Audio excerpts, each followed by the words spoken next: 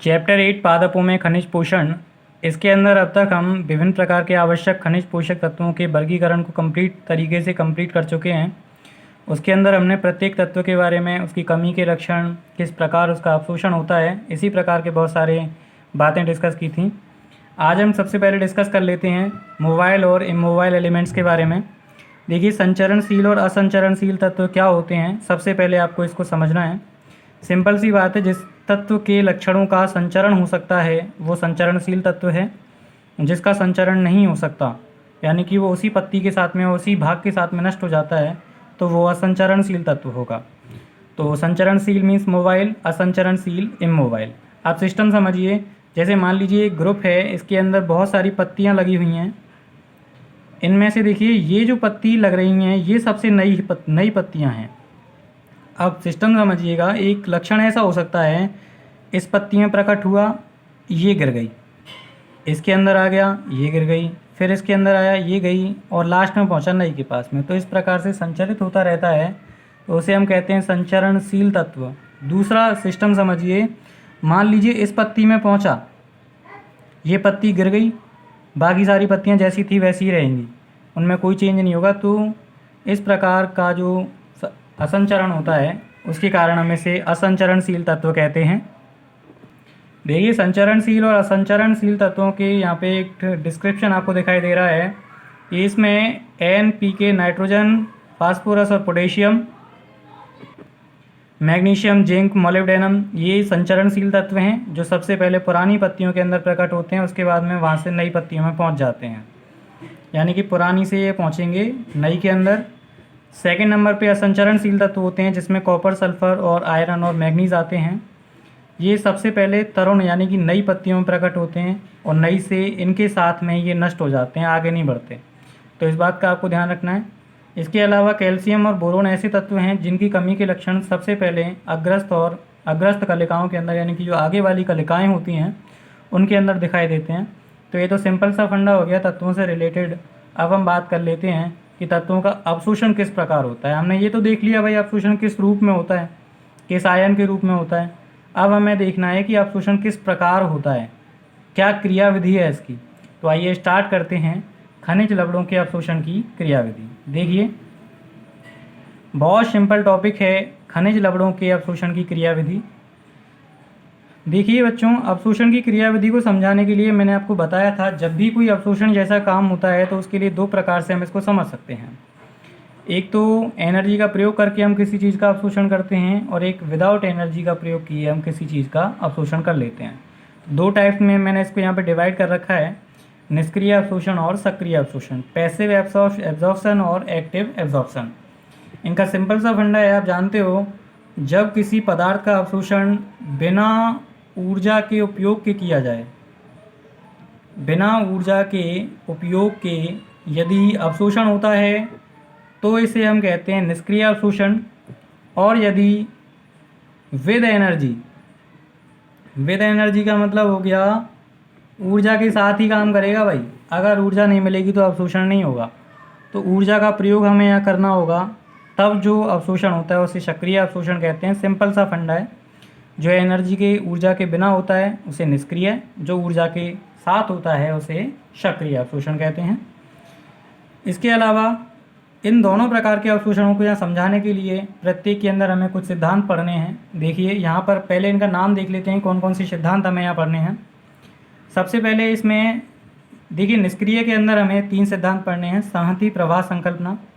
संहति का मतलब होता है मास, यानी कि द्रव्यमान होता है। प्रवाह मतलब गमन। संकल्पना, इसका मतलब होता है, देखिए मैं कुछ आपको यहीं पर समझा देता हूँ, कुछ को आगे समझाऊंगा। संहति, प्रवाह, संकल्पना का मतलब है जब जो बाष्पोत्सर्जन खिंचाव होता है उसके कारण पत्ती में क्या होता है, यहाँ जो जड़ होते हैं उनमें दाब लगता है, और उसके कारण जल का अवशोषण होता है। जल के साथ ही वहाँ से खनिज लवणों का भी अवशोषण हो जाता है। इसके अलावा सेकंड है आयन विनिमय सिद्धांत। आयन मतलब धनायन और ऋणायन। धनायन और ऋणायनों के आदान प्रदान की जो बात होती है उसे हम कहते हैं क्या कहते हैं, आयन विनिमय सिद्धांत, यानी कि इनका विनिमय होगा। दोलन साम्यावस्था सिद्धांत, ये साम्यावस्था का है, आयनों की जो सांद्रता है उसको समान करने के लिए ये सिद्धांत दिया गया। वाहक संकल्पना पूरी तरह से एक वाहक पे डिपेंड करती है। आयन पंप और साइटोक्रोम संकल्पना, इसमें साइटोक्रोम के द्वारा आयनों का गमन होता है। और वैद्युत रासायनिक प्रवणता संकल्पना, ये सक्रिय की हैं 3, ये निष्क्रिय की थी। तो एक एक करके इन सब के बारे में डिस्कस करना है। इस चैप्टर का ये लास्ट टॉपिक है। तो आइए इस चैप्टर में अपन स्टार्ट करते हैं। सबसे पहले हम बात कर लेते हैं संहति प्रवाह संकल्पना की। ओके स्टूडेंट्स, देखो संहति प्रवाह संकल्पना के अंदर क्या होता है, इसमें सबसे ज़्यादा इम्पोर्टेंस होता है बाष्पोत्सर्जन खिंचाव का। बाष्पोत्सर्जन खिंचाव का, इसका मैंने आपको बताया था कि भाई बाष्पोत्सर्जन जो खिंचाव होता है, यानी कि बाष्पोत्सर्जन से जब कमी आती है पत्ती के अंदर तो वो पानी को नीचे से अवशोषित करती है। तो बाष्पोत्सर्जन के कारण एक आकर्षण बल लगता है, खिंचाव लगता है। उसी खिंचाव पर पूरी तरह से संहति प्रवाह संकल्पना डिपेंड करती है। इसमें क्या होता है, जब बाष्पोत्सर्जन खिंचाव जड़ों पर लगता है, उसके साथ में जब जड़ होती है जल का अवशोषण करती है, तो उसी जल के साथ में यानी कि जो H2O अवशोषित किया गया है, उसी H2O के साथ में खनिज लवण भी यहाँ पर अवशोषित कर लिए जाते हैं।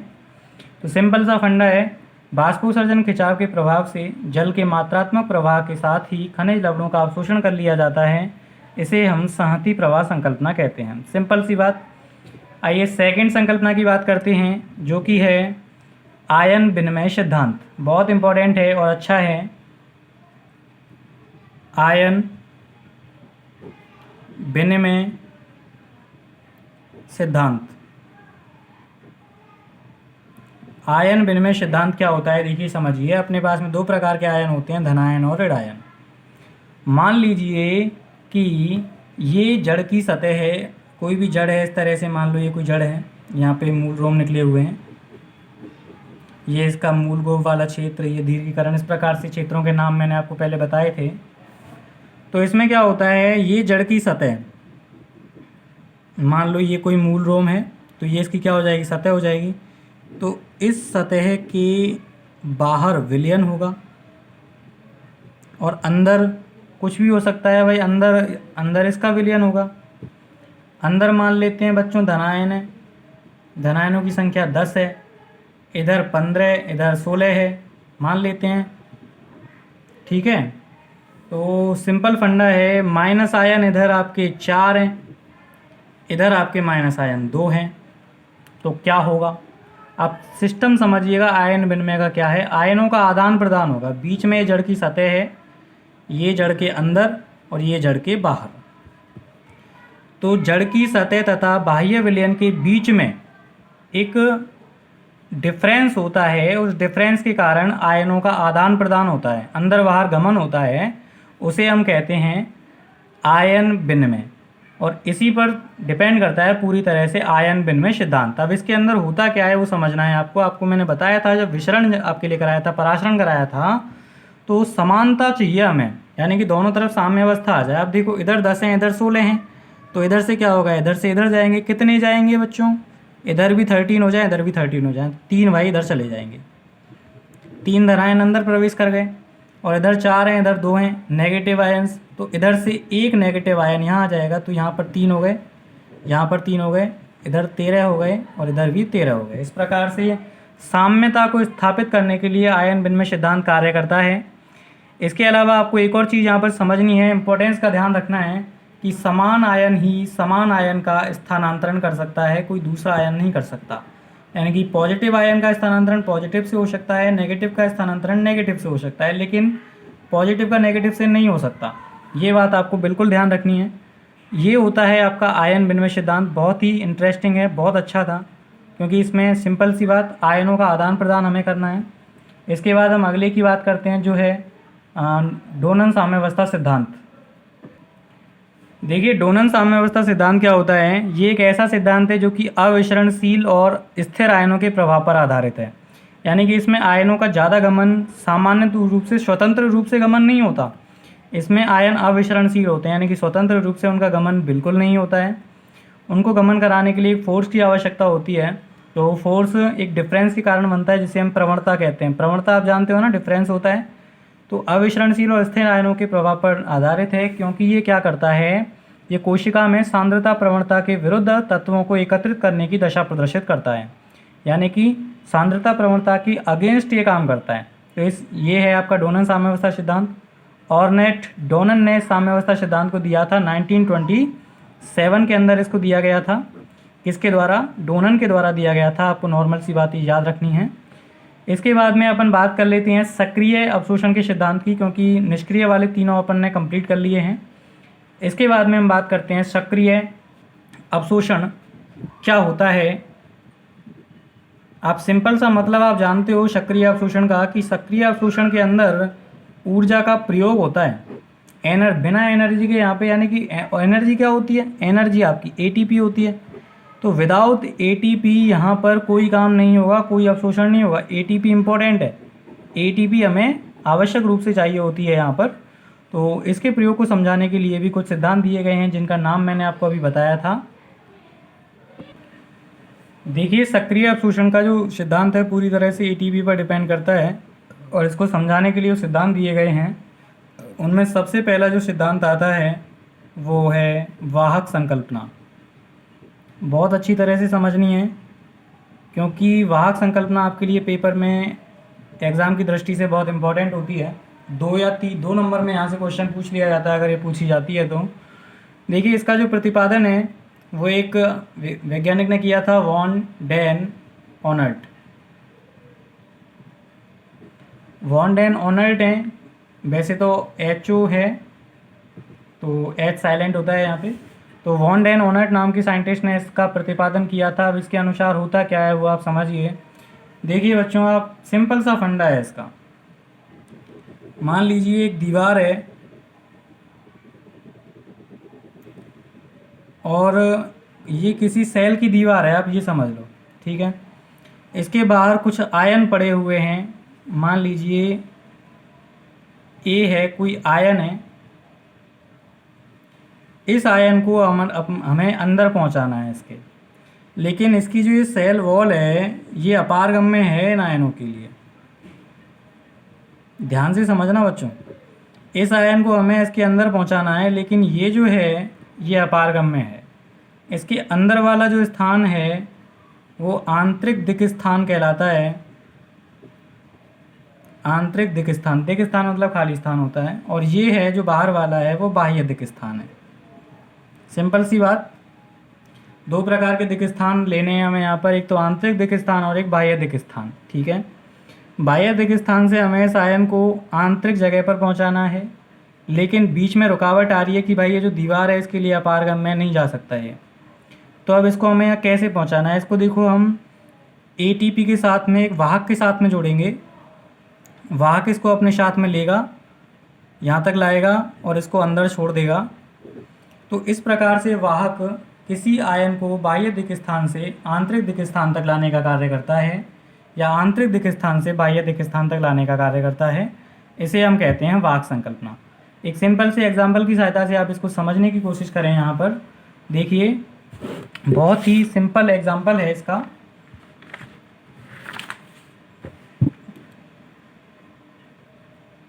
देखो, सबसे पहले किस प्रकार से प्रोसेस होती है वो आपको समझनी है। मान लीजिए ये वाहक है, स्टार्टिंग में जो वाहक होगा वो निष्क्रिय होगा।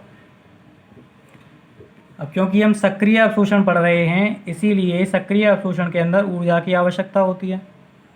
तो वाहक के लिए ATP प्रदान की जाएगी, और जब इसको ATP मिलेगी तो ये क्या हो जाएगा? सक्रिय वाहक हो जाएगा। सक्रिय वाहक प्लस ATP से इसने एक फास्फोरस लिया, बाकी 2 फास्फोरस ATP के पास में बचे, तो यहाँ पर बचेगा ADP। T का मतलब होता है ट्राईफास्फेट। इसमें से 2 वाहक के पास चले गए, और सक्रिय वाहक बनने के बाद में 2 बचे किसके पास में? ADP के पास में। क्लियर है? अब ये जो सक्रिय वाहक बना है, इस सक्रिय वाहक के साथ में जुड़ रहा है आयन, और आयन जुड़ने के बाद में एक नई चीज़ बनती है जिसे हम कहते हैं वाहक आयन सम्मिश्र। वाहक आयन सम्मिश्र यानी कि कॉम्प्लेक्स बनता है।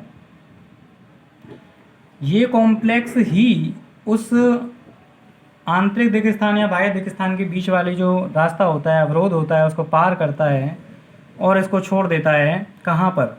आंतरिक दिक् स्थान में। मान लीजिए बाहर से आया है तो आंतरिक दिक् स्थान में छोड़ देगा। क्लियर है? अब जब ये इसको छोड़ेगा तो किस तरह से इसको यहाँ से अलग करेगा, देखिए समझिए। अब वाहक फिर से निष्क्रिय हो जाएगा और आयन इससे अलग हो जाएगा। अब ये निष्क्रिय वाहक फिर दोबारा से इसको एटीपी प्रदान की जाएगी। जब इसको दोबारा से एटीपी मिलेगी तो ये फिर से सक्रिय हो जाएगा, फिर आयन से जुड़ेगा, वाहक आयन सम्मिश्र बनाएगा, फिर अलग कर देगा। तो इस प्रकार से एक प्रोसेस चलती रहती है इसकी। तो वाहक जो होता है सबसे पहले निष्क्रिय अवस्था में होता है, उसे एटीपी प्रदान करते हैं तो वो सक्रिय हो जाता है। सक्रिय होने के बाद में आयन को स्वयं से जोड़ लेता है और उसके बाद में वाहक आयन सम्मिश्र बनता है। वाहक आयन सम्मिश्र आंतरिक दिग्स्थान में अवरोध को पार करके चला जाता है और वहाँ पर आयन को अलग कर देता है अपने से और स्वयं निष्क्रिय हो जाता है। जब इसको पुनः एटीपी मिलती है, दोबारा से किसी आयन को जोड़ने के लिए सक्षम हो जाता है, वहाँ से किसी को बाहर भी ला सकता है। तो ये बहुत इंपॉर्टेंट प्रोसेस है जो वाहक आयन संकल्पना के नाम से हम जानते हैं। आप समझ गए होंगे कि किस प्रकार से इसे हम ऐसे समझ सकते हैं। मान लो कोई एक सवारी है और कोई वाहन है। आप मान लो किसी वाहन से जा रहे हो, जब तक आप उसके लिए पेमेंट नहीं करोगे, भाई मान लो आपको 20 किलोमीटर का रास्ता तय करना है, तो 20 किलोमीटर का रास्ता तय करने के लिए मान लीजिए जो पेमेंट है वो 20 रुपये का है। तो जब तक आप वाहन वाले को 20 रुपये नहीं दोगे वो आपको लेके नहीं जाएगा। क्लियर है ना? तो ये सिस्टम होता है वाहक आयन सम्मिश्र संकल्पना का, बहुत अच्छी तरह से आपको समझना है।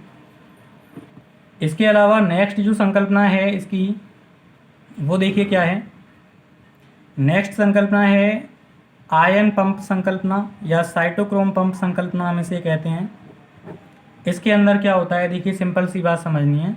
दो तरह के आयन होते हैं, माइनस आयन, धन आयन।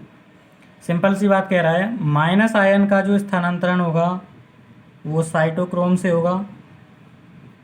ये माइनस आयन को ले जाएगा, छोड़ देगा, बीच में एटीपी का प्रयोग करेगा। धन आयन का जो होता है वो विसरण के द्वारा होता है, और विसरण जो होता है वो यहाँ पर कैसा होता है, निष्क्रिय होता है। ये क्या है, एक निष्क्रिय प्रवाह है। इसके लिए हमें कुछ एनर्जी की आवश्यकता नहीं होती है, ये ले जाएगा इसको और यहाँ प्लस को छोड़ देगा। तो ये सिंपल सा फंडा आयन पंप का। माइनस आयन अंदर नहीं जा सकता था, उसको इसने लिया, साइटोक्रोम ने लिया, अवरोध के पास पहुंचा, बाउंड्री पर पहुंचा और उसको पंप कर दिया, अंदर की ओर पहुंच गया। जैसे ये है, यहाँ पर माइनस था, यहाँ पर पहुंचा, यहाँ से पंप कर दिया माइनस को अंदर, प्लस था, आए बाहर आ गए। ये सिस्टम होता है इसका आयन पंप सिद्धांत का। साइटोक्रोम का आपको विशेष ध्यान रखना है। साइटोक्रोम एक वाहक होता है जो एटीपी का प्रयोग करके किसी आयन का स्थानांतरण करता है। ये जो संकल्पना है ये लुंडेगार्थ और वर्स्ट्रीम के द्वारा दी गई थी 1933 के अंदर। ठीक है स्टूडेंट्स, इसके बाद हम लास्ट संकल्पना को भी देख लेते हैं जो कि है आपकी वैद्युत रासायनिक प्रवणता संकल्पना। वैद्युत रासायनिक प्रवणता संकल्पना ये क्या होती है, देखिए इस सिद्धांत का या संकल्पना का जो प्रतिपादन किया था वो पीटर माइकेल ने किया था, या पीटर मिकेल कह सकते हैं। इस जगह से क्वेश्चन आता है कि भाई इस पीटर माइकेल ने किस सिद्धांत को दिया, किस संकल्पना को दिया है, इस संकल्पना का प्रतिपादन किसने किया। तो आप यहाँ पर लिखोगे पीटर माइकेल। जो सन थी वो थी 1968। क्लियर है? इसके अनुसार क्या होता है, जो नेगेटिव आयन होते हैं उन नेगेटिव आयनों का स्थानांतरण होता है वैद्युत प्रवणता के कारण। सिंपल सी बात है, वैद्युत प्रवणता के कारण जो नेगेटिव आयन है, ऋण आयन है, उनका स्थानांतरण इस प्रवणता पे डिपेंड करता है। एक डिफरेंस का होना ज़रूरी है। डिफरेंस का फंडा मैं आपके लिए बता चुका हूँ। अगर 10 नाइट्रोजन यहाँ, 10 नेगेटिव आयन यहाँ हैं और 4 नेगेटिव आयन यहाँ हैं, तो अपन क्या करेंगे, इधर से कितने इधर देने चाहिए जिससे बराबर बराबर हो जाएं। 3 यहाँ से कम करेंगे, प्लस यहाँ 3 कर देंगे, ये सिस्टम रहेगा ना, तो बराबर बराबर हो जाएंगे, 7-7 हो जाएंगे दोनों तरफ। ये सिस्टम होता है जो वैद्युत रासायनिक प्रवणता के कारण उत्पन्न होता है।